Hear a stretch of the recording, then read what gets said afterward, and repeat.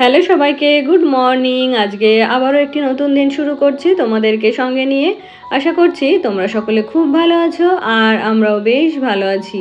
আজকের বারটা ছিল বৃহস্পতিবার, তো তোমাদের সাথে আমি আগের দিন মঙ্গলবারের ব্লগটা শেয়ার করেছিলাম, তবে বুধবারে কোনো ব্লগই আমার শ্যুট করা হয়নি। তো শ্যুট করতে গিয়েও ভিডিওটা শ্যুট করিনি, কারণ বুধবারের দিন বরের পড়েছিল অন্য একটা ব্রাঞ্চে ডেপুটেশন। তো সেখানে তো ক্যান্টিন নেই, তো তার জন্য আমাকে এই ভাত ডাল তরকারি এগুলো তো করতেই হয়েছিল, তার সঙ্গে রুটি আলুর দম এগুলোও আমাকে করতে হয়েছিল। তো সেই জন্য কিছুটা ব্লগ শ্যুট করেও আবার বন্ধ করে দিয়েছিলাম, কারণ ব্লগ শ্যুট করে যদি রান্নাবান্না করতে যেতাম তাহলে ওই অত কিছু হাজব্যান্ডকে গুছিয়ে দিতে পারতাম না। তো আগেও এরকমটা হতো, যখন হাজব্যান্ড আগের ব্রাঞ্চে ছিল, ক্যান্টিন ছিল না, তো তখন আমাকে ওই ভাত ডাল তরকারি এগুলো তো বাড়িতে খেয়ে যাওয়ার জন্য করে দিতে হতো, তাছাড়াও রুটি তার সঙ্গে আবার দুটো তরকারিও আমাকে আলাদা করে দিতে হতো। তো অনেক দিন পরে আবারও সেই রকম আমার একটা ডিউটি পড়েছিল। তো ওই একদিনই ওর ডেপুটেশন ছিল, তো ওই দিন হচ্ছে খুব আমার ঝামেলা মনে হচ্ছিল বলে বুধবারের ব্লগটা তোমাদের সাথে আর শেয়ার করা হয়নি। তাই আজকে বৃহস্পতিবারের ব্লগটা তোমাদের সাথে আবার নিয়ে চলে এলাম।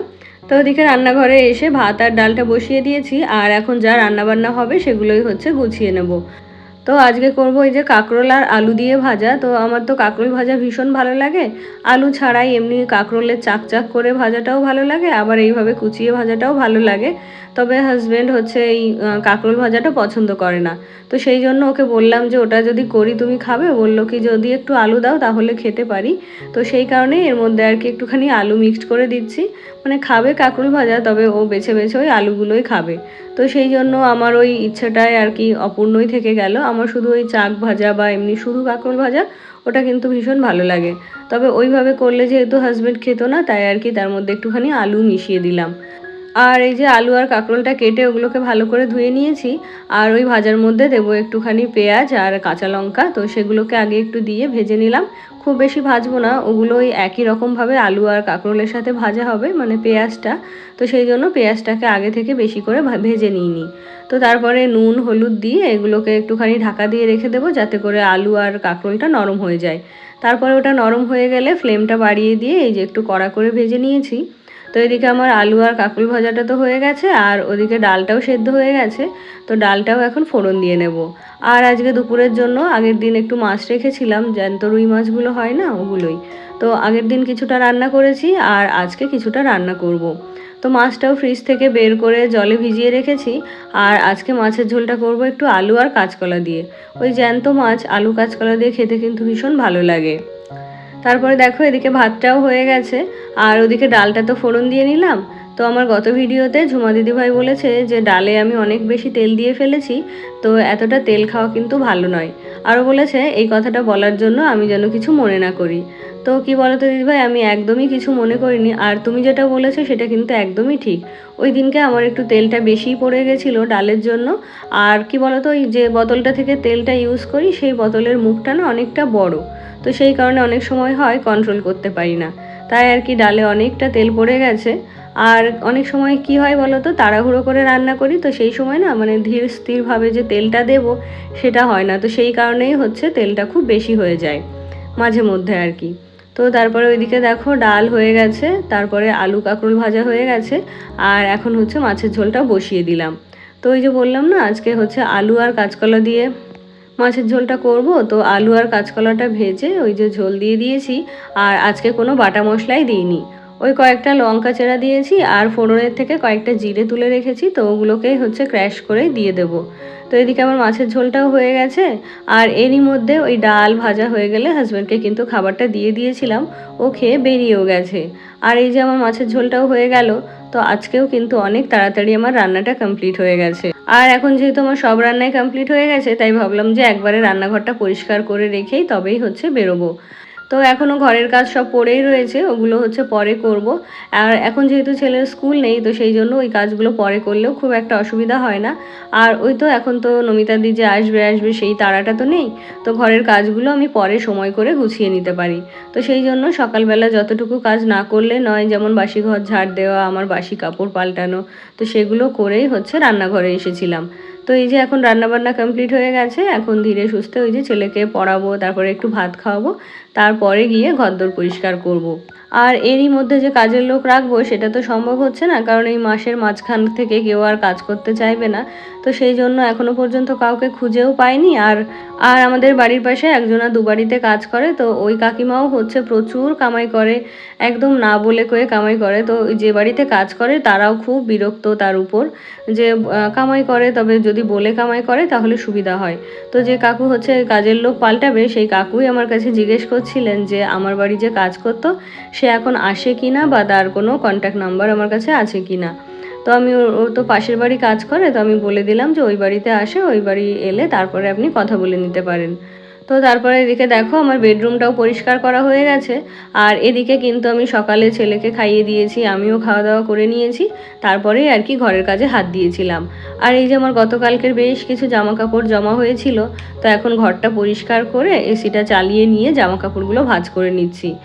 তারপরে আমার গত ভিডিওতে আরও কমেন্ট করেছিল বিতিকা সরকার দিদিভাই। তো দিদিভাই লিখেছে যে ভিডিওটা দেখতে খুব ভালো লাগছে গো মিষ্টি বনু, আর নুডলস রান্নাটাও কিন্তু খুব সুন্দর হয়েছে।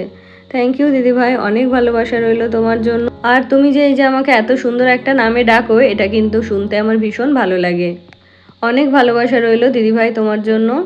তারপরে আমার গত ভিডিওতে আরও কমেন্ট করেছিল ভারতী দিদিভাই। তো দিদিভাই লিখেছে অসাধারণ ভিডিও বোন, সবটুকুই ভালো লাগলো, গাছের টাটকা পুঁই শাক দিয়ে বড়ি দিয়ে খুব ভালো হয়েছে রান্নাটা, এই গরমে হালকা পাতলা খাওয়া দরকার।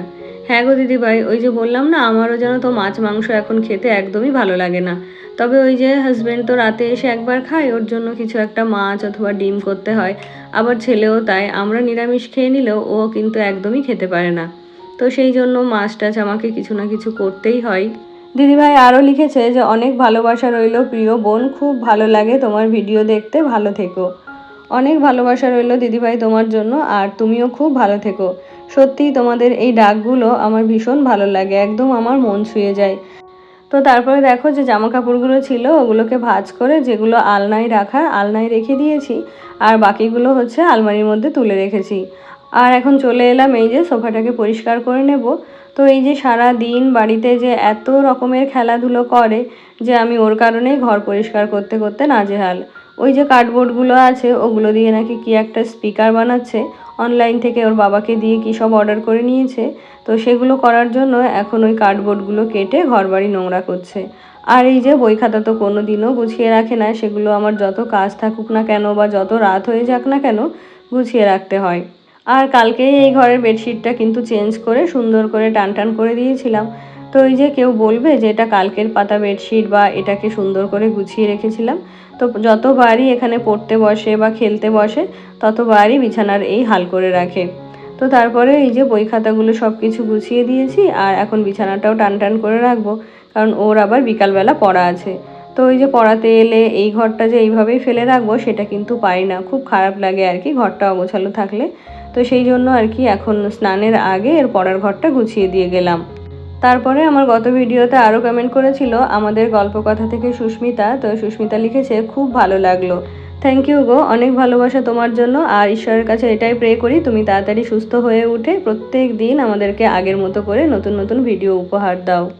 তারপরে আরও কমেন্ট করেছিল কার্লি টেলস থেকে বোন। তো বোন লিখেছে যে তোমাদের দুজনের ব্লগই আমি দেখি, মানে বলতে চেয়েছে যে আমার ব্লগও বোন দেখে, আবার সুস্মিতার ব্লগ মানে আমাদের গল্পকথার ব্লগও কিন্তু বোন দেখে। থ্যাংক ইউ বোন, অনেক ভালোবাসা তোমাকে। আর জানো তো আমিও কিন্তু অনেকেরই ব্লগ দেখি যাদেরকে আমি সাবস্ক্রাইব করে রেখেছি। তো কি বলতো, প্রত্যেকের কন্টেন্ট থেকে কিছু না কিছু আইডিয়া পাওয়া যায়, নতুন কিছু শেখা যায়। তো সেই জন্য আমি চেষ্টা করি প্রত্যেকের ভিডিও দেখতে। আর বিশেষ করে জোর করে তো কোনো কিছু হয় না, তবে কয়েকজনের ভিডিও দেখতে আমার ভীষণই ভালো লাগে, তাই আর কি দেখি। তো তারপর এদিকে দেখো স্নান সেরে ঠাকুরঘরটাও পরিষ্কার করে নিলাম, আর এখন নিচে চলে এলাম ফুল নিতে। আর জানো তো এই ফুলগুলো আমার শাশুড়ি মাই কিন্তু আমার জন্য তুলে রাখে। তো এখন আমার অনেক কিছু কথা বলতে ইচ্ছে হচ্ছে, তবে বলতে পারছি না, শুধু মনে মনে হাসি পাচ্ছে, তবে হাসিটাকে চেপে রেখেছি। তো যাই হোক, আজকে তো বৃহস্পতিবার ছিল, ওখান থেকে ফুল নিলাম, তারপরে কয়েকটা দূর্বাও তুলে নিলাম। আর এখন খুঁজছি হচ্ছে আমের পল্লব। তবে এখন যেহেতু সব গাছেই আম ধরে গেছে আর আম পাকার সময়ও হয়ে গেছে, তাই কিন্তু কোনো গাছেই সেইভাবে আমের পল্লব পেলাম না। তো অনেক খোঁজাখুঁজির পরে এই বড় গাছটাতে একটা দেখতে পেলাম, তবে খুব একটা ভালো ছিল না, তাও ভাবছি যে এটা দিয়েই আজকে কাজ চালিয়ে নেব। তো এক হাতে তো আমের পল্লবটা ছেঁড়া সম্ভব হচ্ছিল না, তাই ফুলের ঝুড়িটা রেখে নিয়ে এই যে আমের পল্লবটা পেরে নিলাম। আরও এখনও নিতে হবে পান, তুলসী পাতা। তো আমাদের এই যে আমের পল্লব, পান এগুলো কিন্তু এখানেই থাকে। তো ওই আম গাছের গোড়াই রয়েছে আমাদের পানের গাছটা। আর এদিকে কয়েকটা তুলসী পাতাও তুলে নিলাম। আর এই দেখো আমাদের ছোট্ট একটা আম গাছ, এটা ওই 2 বছর মতো হবে লাগানো হয়েছে।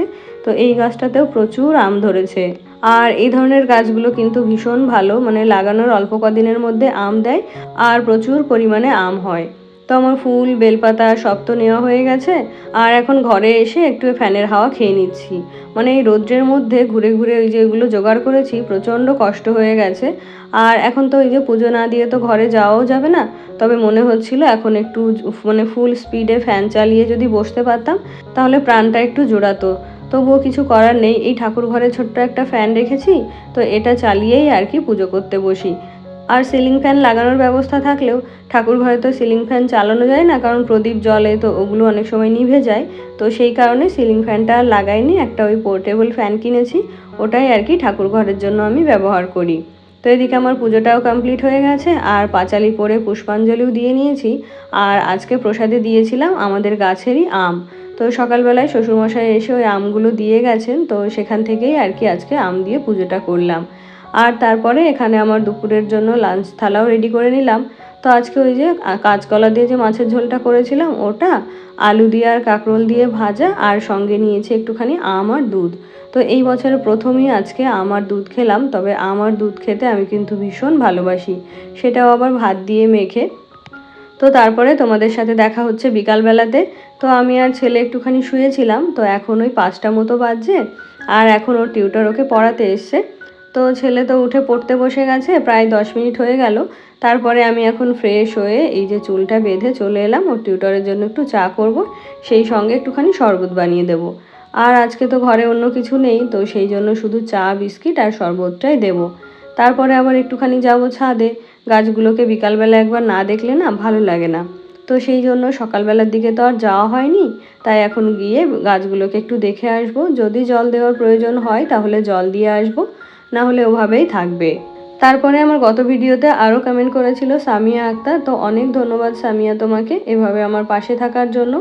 আর জানো তো এই সামিয়া আমার বয়সে বড় হবে না ছোট হবে সেটা তো আমি জানি না, তবে আমার প্রত্যেকটা ভিডিওতে কমেন্ট করে। তবে ডিপিতে যেহেতু নিজের কোনো ছবি নেই, তাই কিন্তু আমি তাকে দেখতেও পাই না বা বুঝতেও পারি না যে আসলেই সামিয়া আক্তার কে, বা আমার থেকে ছোট হবে না বড় হবে। তো তারপরে তোমাদের সাথে দেখা হচ্ছে সন্ধ্যাবেলাতে। তো এখন ছেলের পড়াও শেষ হয়ে গেছে, তো ও সন্ধ্যাবেলা যে দুধটা খায় সেটাই ওকে তৈরি করে দিচ্ছি। তো এর মধ্যে এসে বললো কি ওর একটু শুধু দিতে, মানে যে লিটল জয়েসটা খায় সেটা একটুখানি শুধু চেটে খেতে চায়, তো সেটা ওর হাতে দিয়ে দিলাম। আর এখন ওর দুধটা গুলে নিচ্ছি। আজকে তবে এই পর্যন্তই, তোমাদের সাথে দেখা হচ্ছে নেক্সট ব্লগে। টাটা।